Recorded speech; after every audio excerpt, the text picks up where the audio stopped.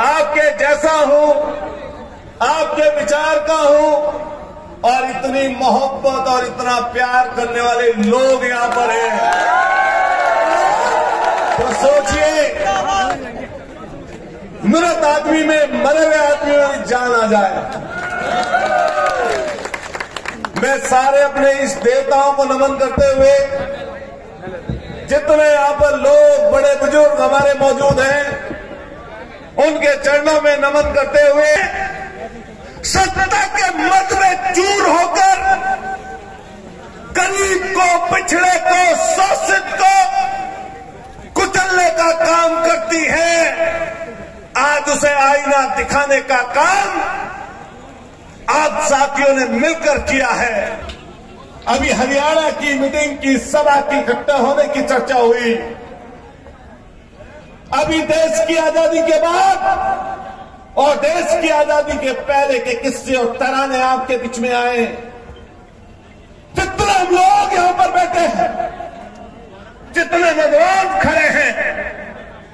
हमारे रोंगटे खड़े हो जाते हैं,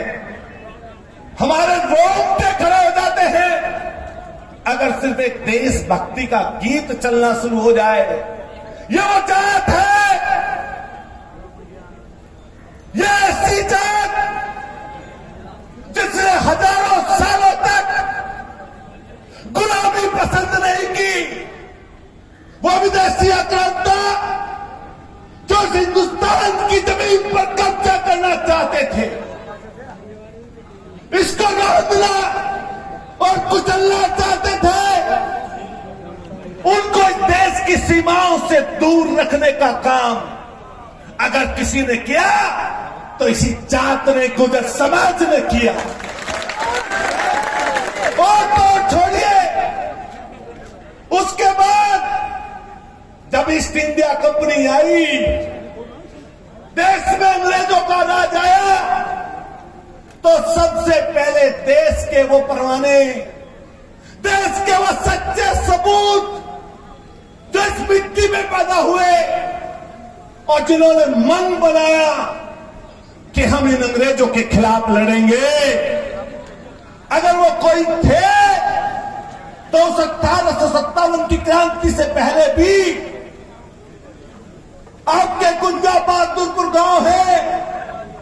आज उत्तराखंड की सीमा में लगता है,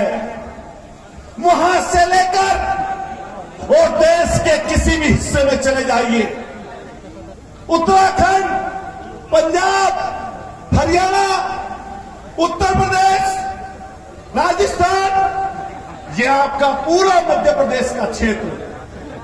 ये सब वो लोग थे जिन्होंने 1857 की क्रांति में ये बताया कि हम गुलामी पसंद नहीं करते, गुलामी में नहीं रहेंगे, मरे पिटे खपे 15-15 साल, 14-14 साल के बच्चों की कुर्बानियां दी, तब ये देश आजाद कराया। और ऐसे अनगिनत नाम देश के इतिहास में भरे पड़े हैं जिन्होंने अपने 18 साल की उम्र भी पूरी नहीं की, उससे पहले ही अपने बच्चों को देश के लिए कुर्बान कर दिया। अभी चर्चा चल रही थी मां पन्ना धाय की। मैं तो देश के उन लोगों से कहना चाहता हूं जो गुर्जर जाति से नफरत करते हैं, नफरत के बीज बोते हैं, अरे उस पन्ना धाय मां का इतिहास पढ़ो और पढ़कर अपनी निर्लजता पर शर्म करो, जिसने अपने कलेजे के टुकड़े को आपके लिए कुर्बान कर दिया। और ऐसी कुर्बानी जो इतिहास जब पढ़ा जाएगा तब मां पन्ना धाय का नाम पढ़ा जाएगा। ऐसा वो वीर सपूत, 1857 की क्रांति का महानायक,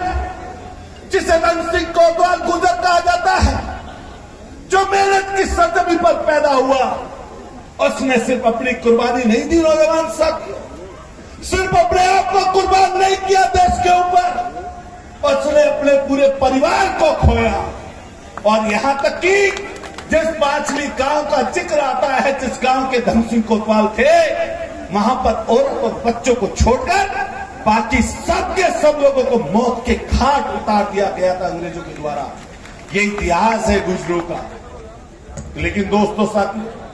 ये तो देश की आजादी के पहले की बातें हैं,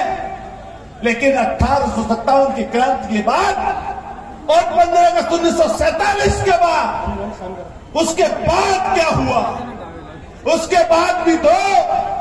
कोई सीमा उठा लो, चाहे वो पाकिस्तान की सीमा हो, चाहे वो सीमा चीन की सीमा हो,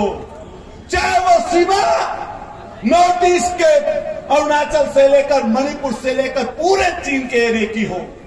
अगर वहां पर भी किसी ने छाती अड़ाकर देश की सेवा की, छाती पर अगर गोली खाई, तो उनमें नाम सबसे पहले गुर्जर समाज का पहली पंक्ति में आता, पहली पंक्ति में आता। लेकिन देश की आजादी के बाद जो सरकारें आई, सत्ता में लोग बैठे, चूंकि अंग्रेजों ने खदेड़ दिया था, कुचल दिया था, दबा दिया था, तो कहीं नहर के किनारे पर, कहीं नदी के किनारे पर, कहीं दूर इलाकों में जाकर ये गुर्जर जाति के लोग बस गए। और उसी का नतीजा है, चाहे भिंड हो,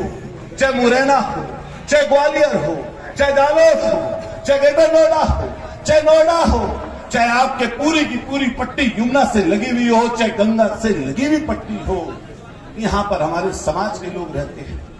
आपके साथ देश की आजादी के बाद भी सरकारों ने नाइंसाफी की है। मैं तो गौरवान्वित महसूस करता हूं अपने आप को, जब देखता हूं इस समय नौजवान साथी उबाल खा रहे हैं, लेकिन जब जब ज्ञानेंद्र भाई का गाना बजता था, मैं देखता था नौजवान साथी उस गाने को सुन रहे हैं। बहुत ध्यान से सुनना, गौर से सुनना ये बात, या क्या बोलना है तो समझ लो ज्यादा तरक्की नहीं कर सकते। आज की पंचायत, आज की सभा हमारे हर्षोल्लास मनाने की सभा नहीं है,